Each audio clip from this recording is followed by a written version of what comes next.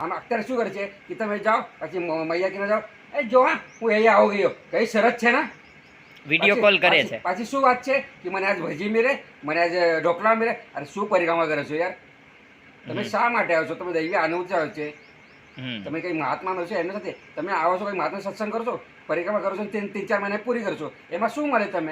તમે મોબાઈલ બી એક સોકેટ પર ચાર્જ કરવાનો ના તો બી 10 મિનિટ તો સોકેટ પર રાખવાનું પિન, તો જ મોબાઈલ ચાર્જ થઈ જશે. તમે સોકેટ પર મોબાઈલ કે ચાર્જ નથી.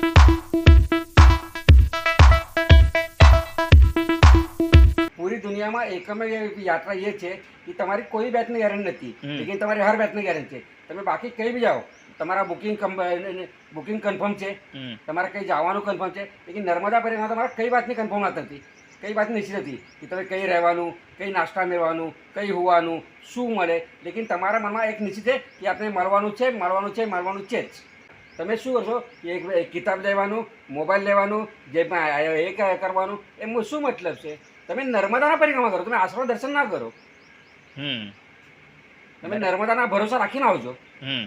તમે એ ના કે અહીં ભોજન મળે છે, પછી અહીં ચાય મળે છે, આ રીતે આવો તો એ નહીં. એ પછી તમારી યાત્રા નહીં થઈ, પરિક્રમા થાય, એ તો મારા પિકનિક થઈ ગયો. નર્મદા એ કઈ શહેર ગઈ નહીં, એ પિકનિકના સ્થાન નથી, એ ભક્તિના સ્થાન છે. ટોટલી સમર્પણ और ટોટલી ભક્તિના આવો તો જ પરિક્રમા કરો. અને આમાં કોઈના સાથની જરૂર નથી. સાથની જરૂર નથી. એક માઉન્ટેન સાથ બહુ છે, એક પણ પૈસાની જરૂરિયાત નથી. એક માઉન્ટેન સાથ બહુ છે, બાકી કઈની જરૂર નથી. માઉન્ટેન પર ભરોસા રાખીને આવજો, તમારી પરિક્રમા પૂરી થશે. એટલે એવી જગ્યા કે જ્યાં કોઈના સાથની જરૂર નહીં, એક પણ પૈસાની જરૂર નહીં, અને છતાં માતાની શ્રદ્ધાથી પરિક્રમા પૂર્ણ થાય. તમે બધા મળશે ને મળશે જ, લેકિન તમે માતા ઉપર સમર્પણ રાખવા માટે શ્રદ્ધા રાખો. અને તમે માતા પર શ્રદ્ધા નતો તો પરિક્રમા ના કરો. તો મારા ક્રેડિટ કાર્ડ લઈ આવવાનું, મારું મોબાઈલ લઈ આવવાનું, મારું જીપે લઈ આવવાનું, મારું અકાઉન્ટ લઈ આવવાનું, તમે મળે શું યાર? તમે માતાને જોવા માટે આવ્યા છે યા તમે માતાને દેખાવા માટે છે હું તારી પાસે આવું છું? બરાબર છે.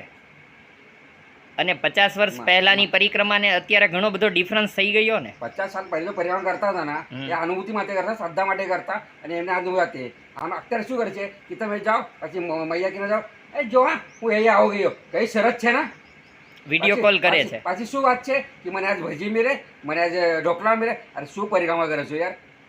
તમે શા માટે આવો છો? તમે દૈવી અનુભૂતિ આવે છે, તમે કઈ મહાત્માનો છો એમને સાથે તમે આવો છો, કઈ મહાત્મા સત્સંગ કરો છો, પરિક્રમા કરો છો, 3-4 મહિને પૂરી કરશો, એમાં શું મળે?